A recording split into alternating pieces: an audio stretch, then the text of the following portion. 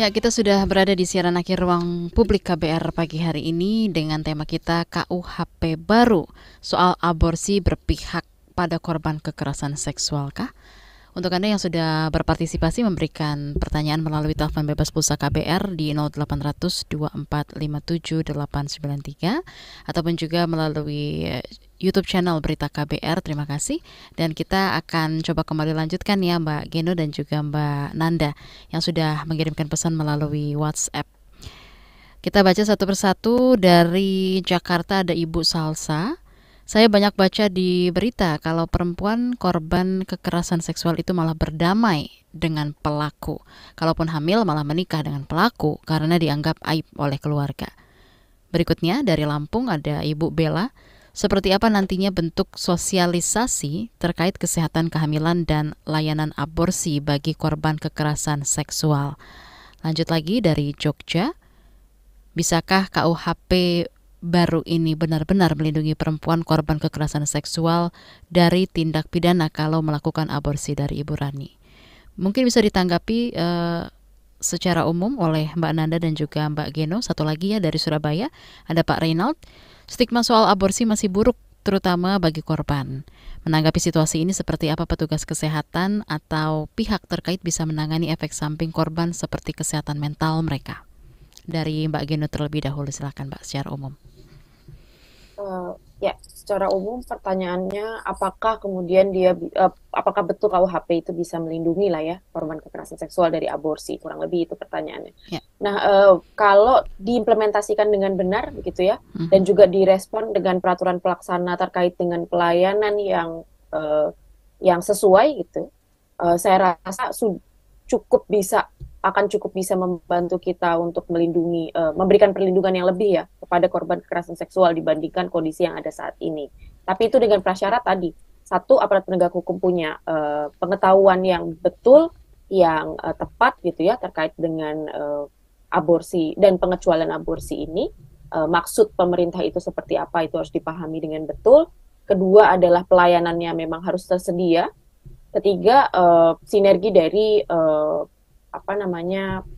komponen-komponen lain gitu, tidak hanya komponen hukum tapi juga dari tenaga kesehatan, dan juga itu harus tersedia dengan jelas.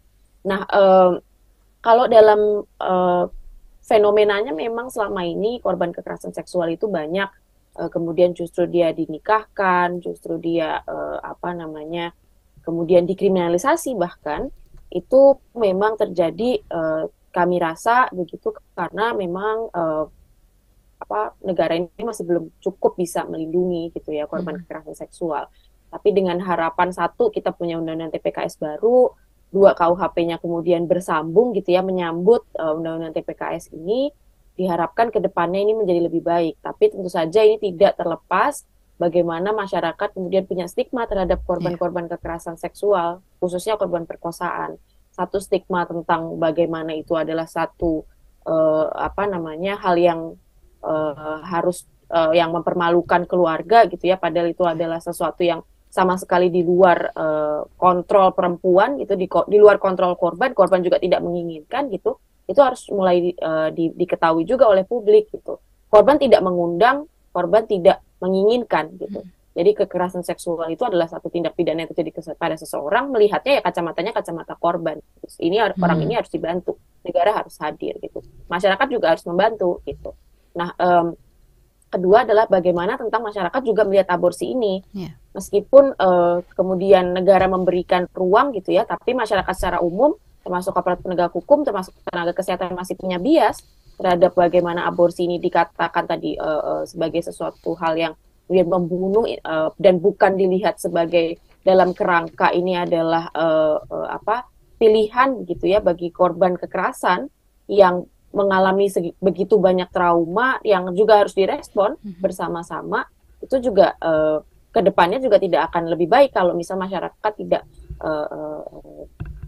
tidak mengubah gitu ya kacamata ini. Begitu Mbak Nomi. Oke, terima kasih dari Mbak Geno. Dari Mbak Nana seperti apa Mbak tanggapan Anda secara umum? Ya, bentar. Ini sudah lebih terdengar ya audio saya? Silakan. Oke. menurut saya kita harus optimis saya dalam mengawal implementasinya nih. Sekarang kan secara peraturan sudah diwujudkan ya, dikeluarkan lah. Ini sebagai bentuk kepedulian juga para pemangku kepentingan sama pemerintah di sini.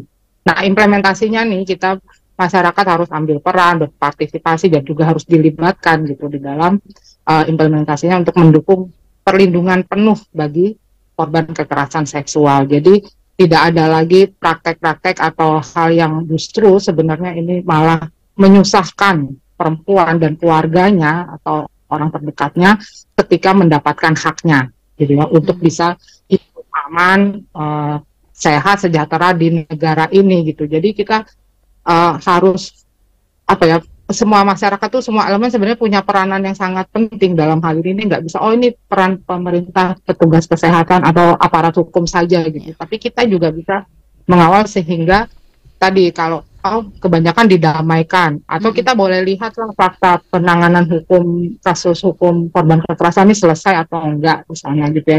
Jadi masyarakat saat ini kita membacanya kan pesimis nih, nggak bisa diselesaikan. Nah, untuk ini diambillah kesempatan penting baik pemerintah untuk membuktikan bahwa ini memberikan perlindungan penuh. Kita juga harus hadir di sana mengawal ini tersedia, bisa diakses dan aman dan sesuai dengan kebutuhan perempuan itu juga atau korban ya, di dalam mendapatkan hak-haknya tadi ya, mulai dari penanganannya baik hukum, kesehatan, kemudian pemulihannya gitu ya, itu juga harus dipastikan hak-haknya juga terpenuhi gitu ya, hak pemulihan. Dan bahkan ya di dalam undang-undang TPKS itu pemulihan bagi pelaku juga disediakan gitu ya, untuk rasa keadilan dan kemanusiaan kita gitu ya, bahwa pelaku pun juga harus direhabilitasi. Nah, setidaknya ini masyarakat harus aware dan ambil peran peduli bahwa ini harus diberikan perlindungan hukum, bukan malah dibatasi tadi gitu ya, sehingga perempuan ini kesulitan gitu dan juga jadi malu melaporkan. Mulai dari ketika mengalaminya kemudian melaporkan saja itu sudah merasa terstigma dari sana. Ya, jadi mereka enggan untuk melaporkan. Sedangkan kita sekarang PR-nya mendorong, ayo dilaporkan. Nah, untuk itu aparat-aparat atau instansi yang terlibat juga harus siap gitu, harus punya perspektif pada pemenuhan hak korban. Kalau enggak ya yang ada ya udahlah dinikahkan aja daripada malu. Nah, suka kayak gitu tuh kadang ya, ditemui di masyarakat, atau prosesnya yang jadi lama. Sedangkan kehamilan ini kan terus berjalan, ya. Nggak bisa ditunda gitu ya, tunggu dulu minggunya, nggak bisa. Jadi prosesnya itu juga yang proses yang ramah ya, dan artinya dia harus segera harus segera mendapatkan layanan. Apa keputusannya yang diinginkan perempuan, harus ada konseling dulu, kemudian dikeluarkan surat untuk kebutuhan sebagainya. Itu proses itu yang harusnya jangan dipersulit lagi secara administratif juga gitu. Nah, itu sih Mbak Naomi ya, PR kita bersama kurang lebih. Terima kasih. Baik Mbak Nanda dan juga Mbak Geno, terakhir bisa disampaikan mungkin closing statement dari Mbak Geno lalu ditutup oleh Mbak Nanda. Singkat saja masing-masing 1 menit, silakan. Terkait dengan aborsi, satu dalam KUHP memang sudah ada perbaikan, tapi tadi yang sudah saya sampaikan berulang kali juga, perbaikan ini juga harus disambut begitu ya oleh peraturan pelaksana, karena tanpa adanya peraturan pelaksana kita cuma punya pengecualian kriminalisasi aborsi, tapi kita nggak punya layanannya. Padahal yang dibutuhkan oleh korban kekerasan seksual itu adalah tersedianya layanan dan juga dia tidak dikriminalisasi. Itu satu hal yang penting. Layanannya kemudian perkembangannya seperti apa itu juga harus mengikuti KUHP-nya. KUHP-nya sudah maju, layanannya juga juga harus maju begitu. Dan itu adalah PR besar dari Kementerian Kesehatan, saya rasa itu harus segera dilakukan, karena tanpa adanya itu perlindungan itu omong kosong, nol besar gitu. Nah, kedua adalah aparat penegak hukum. Aparat penegak hukum harus memahami bahwa sekarang sudah ada perubahan gitu ya, Bapak dan Ibu sekalian yang mendengarkan, mungkin 6 minggu menjadi 14 minggu. Nah, itu juga harus dipahami, dan dia untuk bukan cuma korban perkosaan, tapi korban kekerasan seksual lain yang mungkin menyebabkan kehamilan. Itu yang harus dipahami, ada perubahan itu. Nah, secara umum juga saya mau bicara tentang tadi bagaimana masyarakat memandang aborsi dan juga kekerasan seksual. Kekerasan seksual itu adalah sesuatu yang tidak diinginkan oleh korban gitu ya. Korban tidak pernah mengundang, itu tidak pernah menginginkan itu terjadi kepada dirinya juga.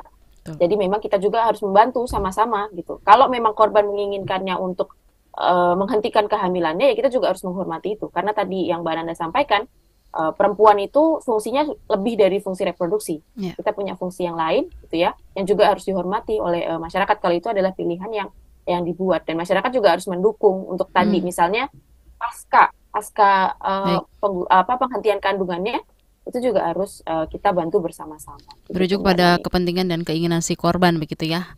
Baik, terakhir dari Mbak Nanda, silakan singkat saja Mbak Nanda karena waktu juga sangat terbatas.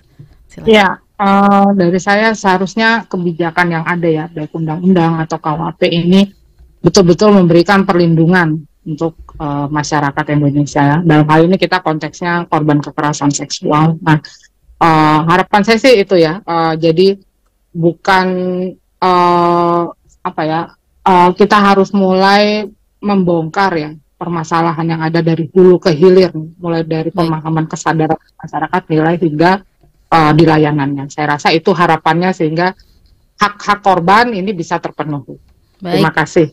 terima kasih banyak Mbak Nanda Dwintar, Direktur Yayasan Kesehatan Perempuan YKP, dan juga Mbak Genoveva Alicia, peneliti Institute for Criminal Justice Reform ICJR, untuk waktu Anda berdua di ruang publik KBR pagi hari ini.